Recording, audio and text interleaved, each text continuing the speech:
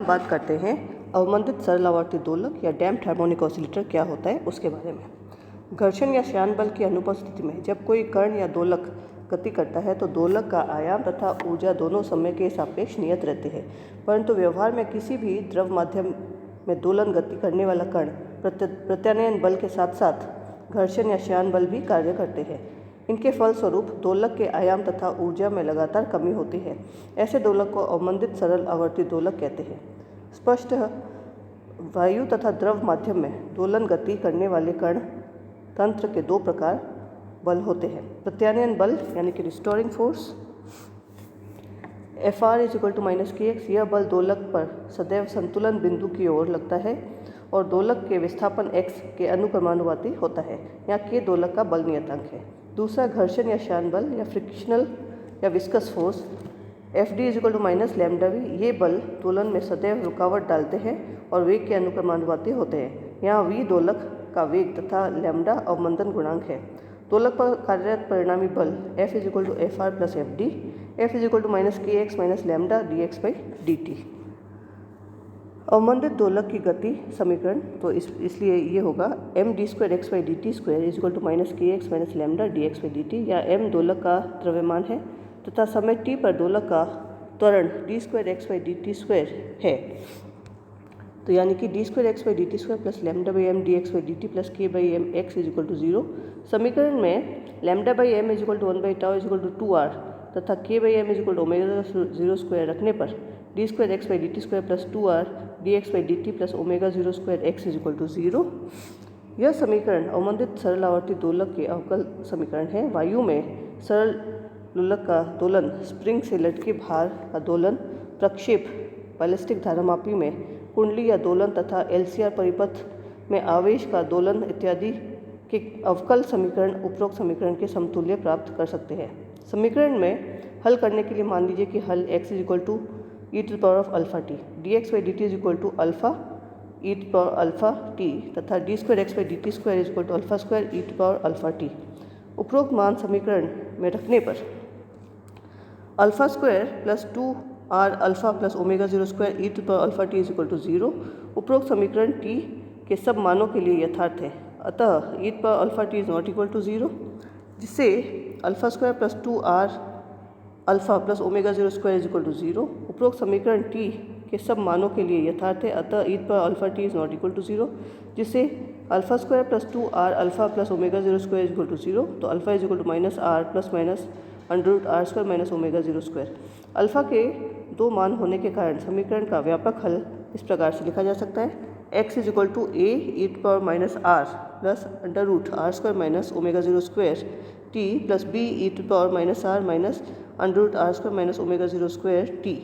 यहाँ a तथा b दो नियतांक हैं जिनके मान दोलक के प्रारंभिक अवस्था से ज्ञात कर सकते हैं। r तथा ω0 के विभिन्न आपेक्षिक मानों के लिए तीन महत्वपूर्ण संभावनाएं हो सकती है: r ≤ ω0, r = ω0, r > ω0। न्यून अवमंदन स्थिति या अंडरडैम्प्ड केस: जब r ≤ ω0 हो, यदि दोलक पर कार्यशील अवमंदन बल का मान इतना कम है कि r ≤ ω0 हो, तो r² - ω02 = √−1 √ω02 - r², यहाँ ω √ω02 - r² वास्तविक धनात्मक राशि।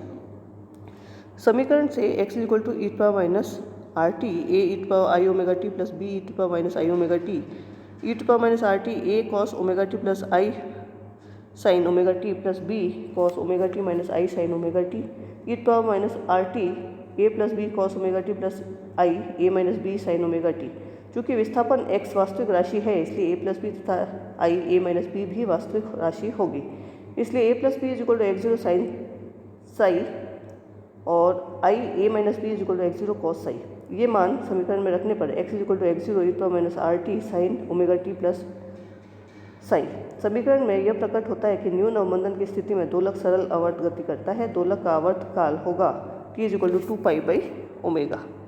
ये हो गया 2π √ω02 - r²।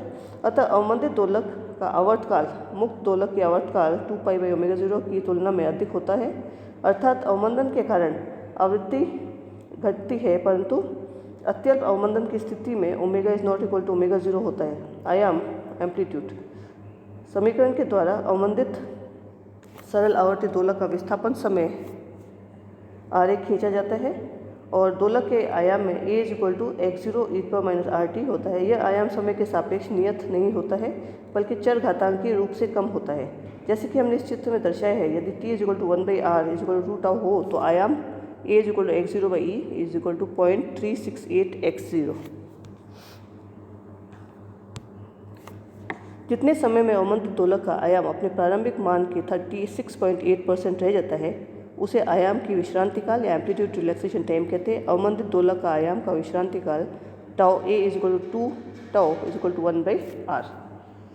दूसरा होता है क्रांतिक अवमंद केस या क्रांतिक अवमंदन स्थिति। जब r is equal to omega 0 हो तो अवमंदन नियतांक r सन्निकटतः ओमेगा 0 के बराबर होता है, तो √r² - ओमेगा 0 स्क्वायर h के बराबर, वो जो कि लगभग 0 के बराबर होता है, लिखा जा सकता है। इस स्थिति में जो समीकरण है x is equal to e⁻rt a e⁻ht minus b e⁻ht, x is equal to e⁻rt a 1 plus ht plus dash dash plus b 1 minus ht plus dash dash dash. h के उपेक्षणीय होने के कारण ए स्क्वायर व उससे अधिक उच्च घात के पदों को छोड़कर x is equal to e⁻rt p plus qt या p is equal to a plus B तथा q is equal to a minus B H दोलनों के प्रारंभ के समय t के लघु मानों के लिए विस्थापन का मान समीकरण के द्वितीय पद के कारण बढ़ता है और फिर t के उच्च मानों के लिए विस्थापन तेजी से कम होता हुआ शून्य हो जाता है। इस स्थिति में दोलक की गति अदोलनीय या अपीरियोडिक होती है, जैसे कि हमने इस चित्र में दर्शाया है।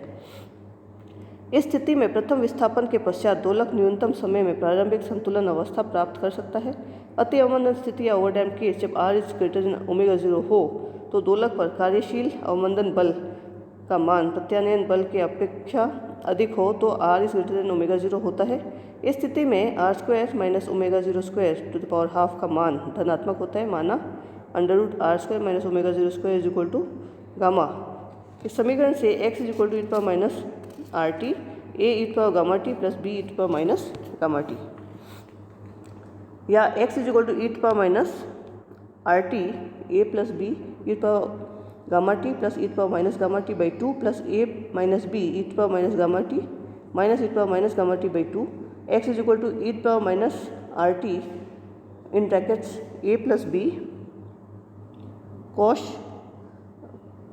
Gamma t plus a minus b sine hyperbolic gamma t, a plus b is equal to x0 sine hyperbolic five और a minus b is equal to x0 cos hyperbolic five हो तो x is equal to x0 e⁻rt sine hyperbolic of gamma t plus five.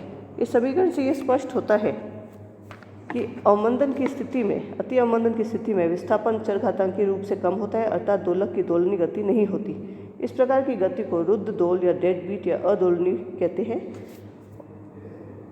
धन्यवाद।